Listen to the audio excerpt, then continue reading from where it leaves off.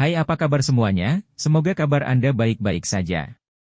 Terima kasih karena sudah memberikan support dan juga kesetiaan Anda untuk membangun channel Codot Film. Yuk kita lanjutkan alur ceritanya, sambil siapin kopi dan cemilan, setting suara volume full.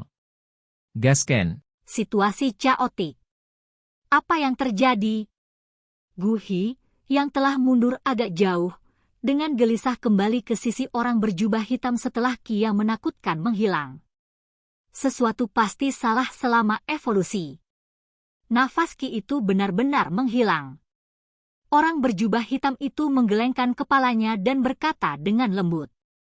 Apakah dia gagal? Mendengar kata-kata orang berjubah hitam itu, Guhi terdiam dan dengan penyesalan dan kesenangan rahasia, segera menghela nafas. Tatapannya menatap tajam ke kuil tempat kabut berwarna hijau perlahan menghilang. Dia tiba-tiba mengerutkan kening dan berkata, kehadiran, api surgawi, mengapa itu menghilang? Riak energi di dalam sudah tenang. Adapun, api surgawi, apakah itu telah dihancurkan oleh Ratu Medusa? Orang berjubah hitam menjawab dengan cara yang agak ragu-ragu. Itu tidak mungkin. Meskipun Ratu Medusa sangat kuat, seluruh level dia masih terlalu lemah untuk menghancurkan api surgawi. Guhi menggelengkan kepalanya. Sebagai seorang alkemis, dia secara alami jelas tentang kekuatan api surgawi. Tunggu sampai kabut menyebar sebelum kita melakukan pencarian menyeluruh. Guhi merajut alisnya dan berkata tanpa daya. Pak Tua, bagaimana? Dua lampu bercahaya terbang dari luar tembok kota dan akhirnya berhenti di samping Guhi dan orang berjubah hitam. Tatapan mereka menyapu kuil di bawah mereka sebelum Yanxi bertanya dengan suara yang dalam, bagaimana dengan Ki yang barusan? Seharusnya Ki Ratu Medusa. Meskipun tampaknya ada sedikit masalah yang terjadi dengan evolusi. Mungkin, dia sudah benar-benar lenyap. Guhi menyuarakan pikirannya. Mendengar ini, Yao Shi dan Feng Li menghela nafas panjang. Ki yang menakutkan dari sebelumnya telah mengakibatkan mereka tidak memiliki semangat juang sedikit pun di hati mereka. Orang-orang kuat dari kelas itu sudah merupakan level yang tidak bisa mereka sentuh apalagi mempertimbangkan untuk bertarung. Apa yang kita lakukan sekarang? Tatapan Feng Li menyapu seluruh kota. Jumlah tatapan yang tak terhitung jumlahnya yang dipenuhi dengan kebencian menyebabkan dia mengerutkan kening. Dia mengangkat kepalanya dan melihat langit di kejauhan. Yu Mei dan Mo Basi dengan dingin memelototi mereka. Namun, tatapan sesekali yang mereka lontarkan ke kuil membawa beberapa kecemasan. Sementara Yu Mei dan Mo Basi dipenuhi dengan niat membunuh, mereka tidak menyerang secara paksa. Di bawah kepemimpinan mereka, tak terhitung banyaknya orang ular yang kuat membawa tombak ular dan bergegas ke puncak atap. Mereka dengan dingin memfokuskan mata mereka pada beberapa orang yang melayang di udara. Di kota yang dianggap sakral di hati orang-orang ular ini, ada cukup banyak orang-orang ular yang kuat. Jika seseorang menghitung jumlah orang kuat dari kelas Douang, ada lebih banyak penduduk Douang daripada Douang di kelompok Guhi. Namun, mereka tidak memiliki Douang yang bisa bersaing dengan orang berjubah hitam. Jika mereka tidak takut musuh Douang menjadi gila dan menyebabkan sejumlah besar kematian, mereka akan menyerang kelompok Guhi dan membunuh mereka sejak lama. Jadi, Yu Mei saat ini dan orang-orang ular lainnya tidak menyerang dengan paksa. Dia hanya memerintahkan orang-orang kuat untuk secara bertahap mengelilingi kelompok Guhi. Tampaknya mereka berencana menahan mereka di dalam kota. Mereka sedang menunggu pemimpin lain dari suku yang tersisa untuk datang. Setelah semua pemimpin dari 8 suku besar berkumpul, kita akan dirugikan meskipun kita memiliki pemimpin sekte Yun di sini. Bagaimanapun, menyisihkan kami bertiga, 5 Douang yang tersisa akan cukup untuk menyebabkan Douang merasa bermasalah. Ketika saatnya tiba, situasi kita tidak akan terlalu baik. Ini adalah wilayah mereka.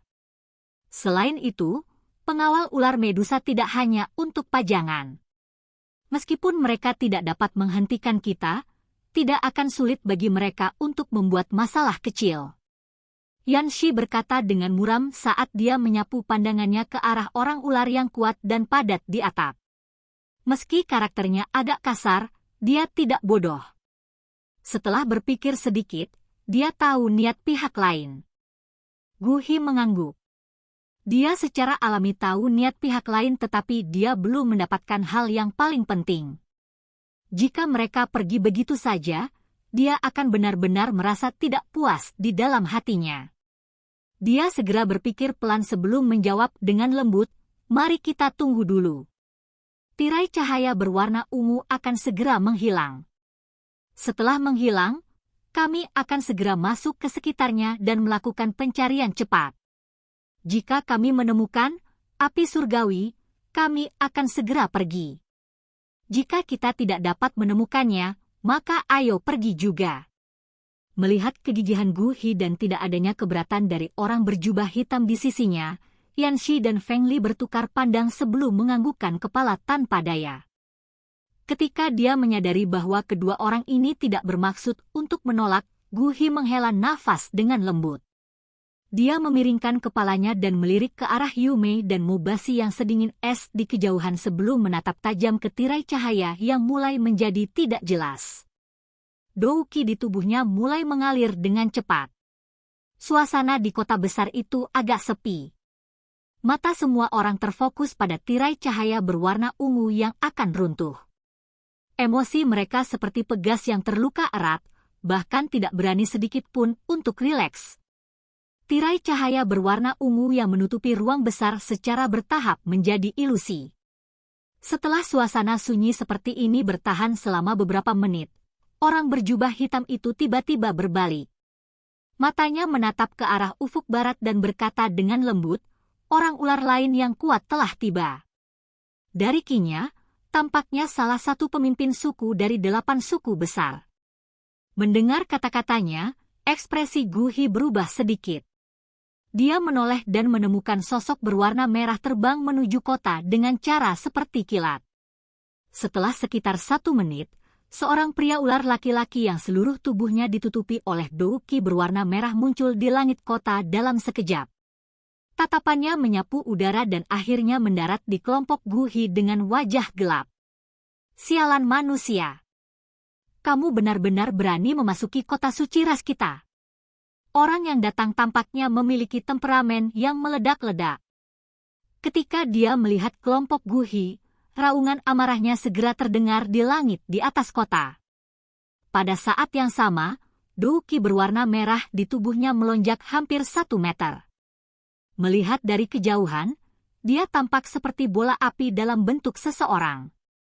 Orang ini adalah pemimpin suku Ularian dari 8 suku besar, Yan Qi. Meski emosinya sangat buruk, kekuatannya termasuk yang terkuat dari 8 pemimpin suku. Selama perang antara ras ular orang dan Kekaisaran Jia Ma saat itu, banyak orang kuat dari Kekaisaran Jia Ma mati di tangannya. Dia adalah lawan yang sangat merepotkan. Feng Li mengerutkan kening saat dia melihat orang ular yang tiba-tiba muncul sebelum dia berkata agak tak berdaya. Mendengar ini, Gu Hi merapatkan kedua alisnya. Tatapannya beralih ke sisi lain dan berkata, menghitungnya, mereka sudah memiliki 3 douang. Tapi untungnya, Komandan Pengawal Ular Medusa, Hua Shi'er untuk sementara kehilangan kemampuan bertarungnya. Penutup cahaya akan segera pecah. Orang berjubah hitam itu menatap cahaya berwarna ungu yang menutupi di depannya saat dia berkata dengan lembut. Penutup cahaya ini adalah pesona tirai cahaya yang Ratu Medusa gunakan sekuat tenaga untuk melepaskannya setelah berubah menjadi tubuh ular. Jadi, bahkan dengan kekuatan douangnya, dia mengalami kesulitan untuk menghancurkannya dari luar. Satu-satunya pilihan adalah menunggu sampai menghilang dengan sendirinya. Mendengar kata-kata orang berjubah hitam itu, ekspresi Gu Hi menegang. Dia tidak bisa peduli dengan Yan Qi yang seluruh tubuhnya mengeluarkan api. Sebagai gantinya, dia dengan cepat berbalik dan fokus pada tirai cahaya berwarna ungu yang semakin tembus cahaya.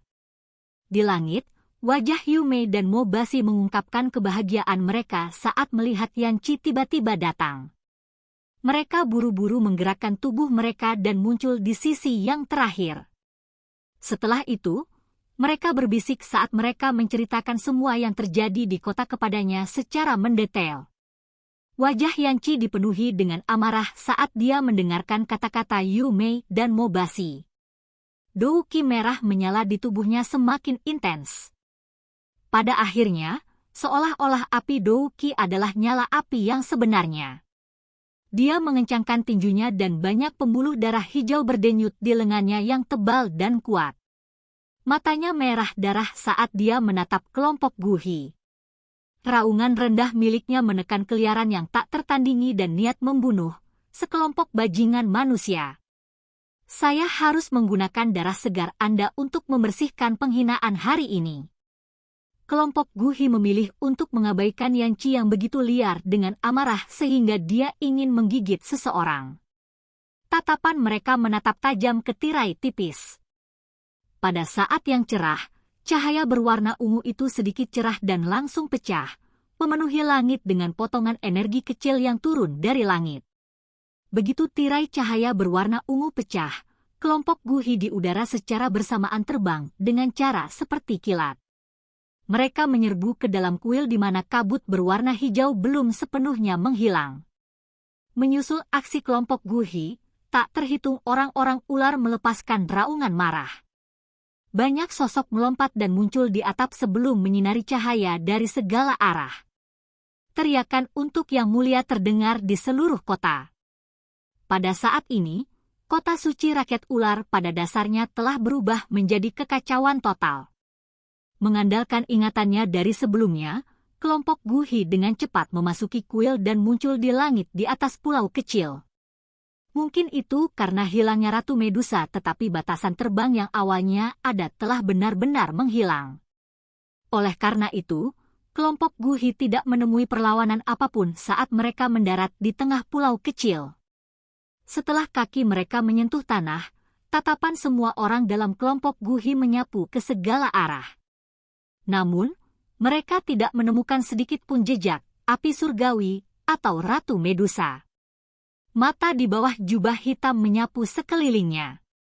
Orang berjubah hitam itu tiba-tiba berjongkok dan mengambil sepotong sisik hitam yang hangus.